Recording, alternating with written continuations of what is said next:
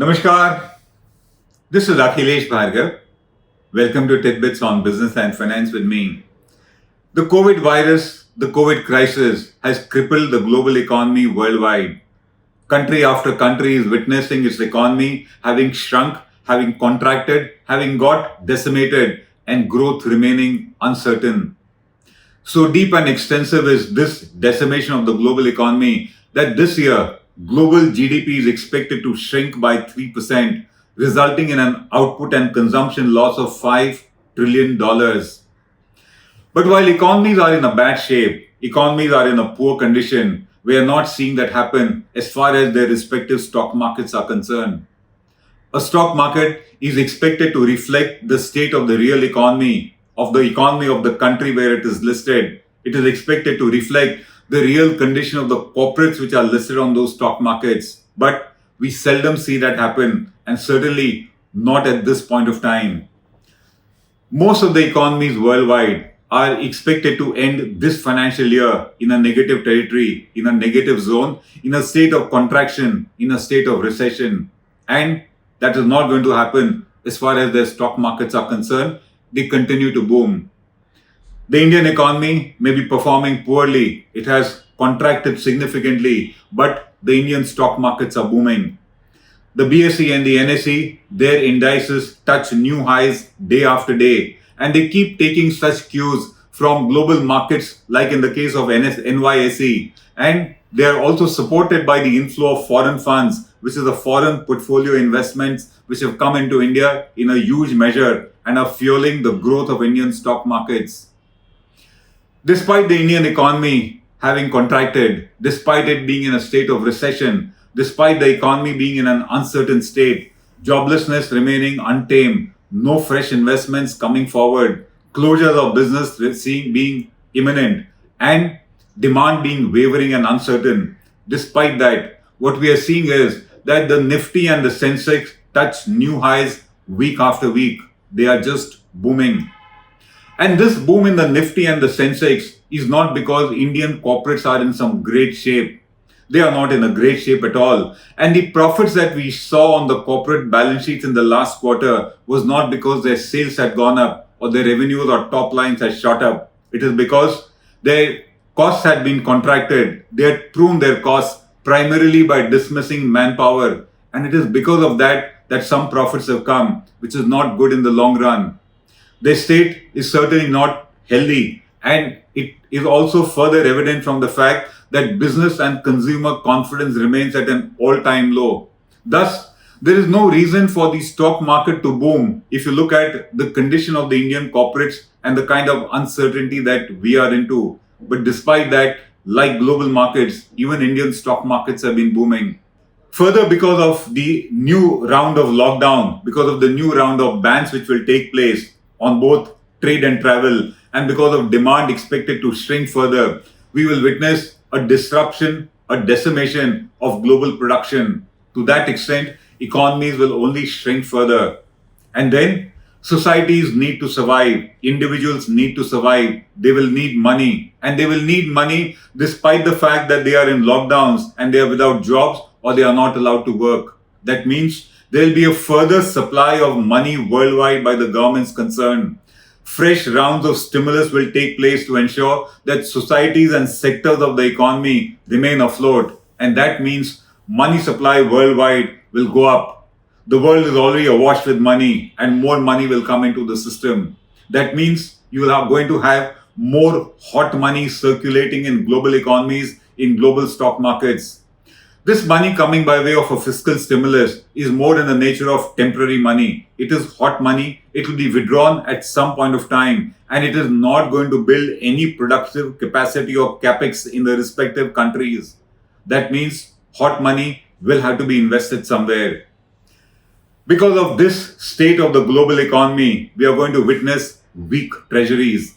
The government treasuries will be weakened, corporate treasuries will be weakened, and individual savings are going to be eroded, and global economic crisis will only be heightened further. Lockdowns, disruption of demand, disruption of supply would only mean poverty will go up, and this will be more in the case of urban poverty, particularly in India. The collective impact of all this economic crisis is going to be weakened banks and financial institutions with bad loans going up worldwide. That is what would happen in case a fresh round of COVID goes unchecked, uncontrolled worldwide. In case there is yet another surge of COVID worldwide and lockdowns are enforced for a longer period of time. Global economy will deteriorate. Individual worldwide economies will deteriorate. With the deterioration of economies taking place consistently and in an almost chronic manner, the question is, does it mean that because of COVID, even the stock markets will finally see a deterioration? After all, if the economy is going in a poor state, if the corporates go in a poor and uncertain state, if they are in a weak state, shouldn't the stock market also be seeing a weakening of prices, a situation where prices go down, or at least the boom situation peters out? Do we see this kind of a situation taking place? If yet another round of COVID comes through, we have yet another surge of COVID happening. In that case, we are going to see further lockdowns as the EU is imposing. We are going to see a ban on trade and travel. We are going to see demand deplete and go down. And that means global production is going to be disrupted. Global supply is going to be disrupted. Further, if there is yet another surge of COVID and the countries lock their citizens indoors because of stringent lockdowns, in that case, countries will need to supply money to their citizens for their own survival.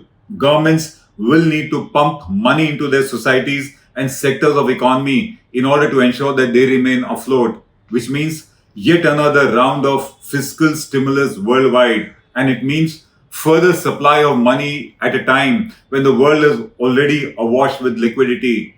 Expect further money to be pumped into the global economy because of deterioration of the economy on account of a COVID onslaught.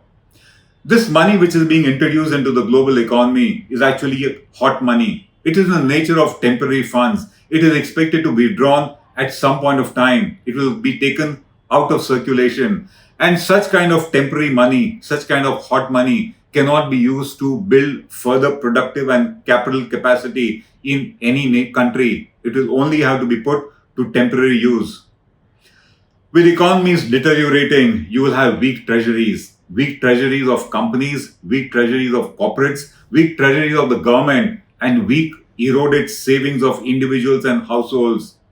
Poverty will go up worldwide, and that will happen particularly with urban poverty. We are going to see many more millions slip below the poverty line, and that's going to be a social issue also. The collective and net impact of this deterioration of global economies is going to be seen on bank balance sheets, on balance sheets and finances of financial institutions. There'll be a rise in NPAs, there'll be a rise in bad loans, and that will finally reflect on the fortunes of banks and financial institutions.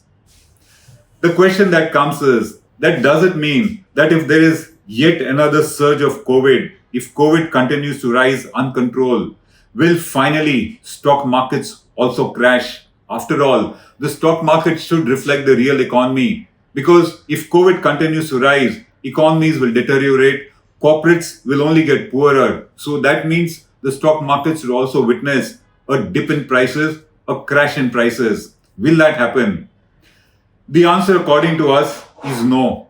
It will not happen immediately, for the simple reason that there is huge liquidity in global markets. Further liquidity is expected to come in by way of fiscal stimulus. And as you said, it is hot money.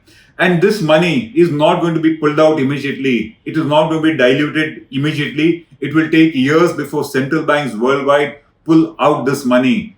And this money will finally find its way into stock markets worldwide. And thus, corporates may do poorly, economies may do poorly, but markets will show higher prices, buoyant prices, only because in the demand supply equation, there's going to be too much money chasing too few good stocks worldwide. They will all be in a strong situation as far as prices are concerned, even if the balance sheet of the respective company is not strong.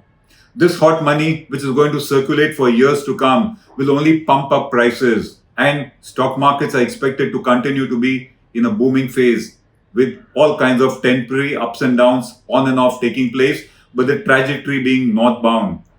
Does that mean that one should invest money in the stock market, our answer is no. It's a dangerous market. It's a market founded not on fundamentals but on hot money. And such markets are always slippery, they're always dangerous, and they always have this potential that you might suddenly lose all your capital. And this is not the time to lose a single rupee. It is the time to conserve your savings and ensure that you are in a strong financial position individually. This is Akhilesh Bhargav signing off till we meet again. Namaskar. Hello everyone. HW News English is 2 years old now. When we started this venture, we promised ourselves one thing, that news should remain free, because right to know is the right of every Indian. But to keep news free for everyone, we need support from some of you. And thus we have rolled out membership on our YouTube channel HW News English. But mind you, the membership is completely voluntary. The programs that we were doing earlier, that we are doing now, will continue to remain free. First level is a basic level. Here, you can be our supporter by paying Rs 199 per month. This membership gives you certain perks and benefits. The perks include unique badges in front of your name, a live show from Mr. Sujit Nair and from Mr. Akhilesh Bhargava per month for our members. You can also vote in some exclusive members-only polls. Now the second level is Super Supporter. Here you can be our Super Supporter by paying Rs 3,999 per month. This membership will include every perk that comes with basic level. Additionally, our Super Supporters can be a part of a WhatsApp group where we can have discussions and suggestions on various topics. The second perk includes a gift pack with our merchandise. And the third perk is a Google Meet with Mr. Sujit Nair, where you can join the meet and ask your questions to Mr. Nair face to face. Lastly, if you like, we would give a shout out to our super supporters in our programs. So, hope to see you soon with our badges. Now be the first to know about the latest updates on our new news app. Go on your Android or iOS, search for HW News Network. Download our app, choose the language you prefer to get updates in, and be up to date with the latest news. If you like this video, please share it, and we would love to hear your comments in the comments section down here. Also, please do like our Facebook page and follow us on Twitter to get minute-to-minute news updates. For more such shows and videos, well, subscribe to our YouTube channel.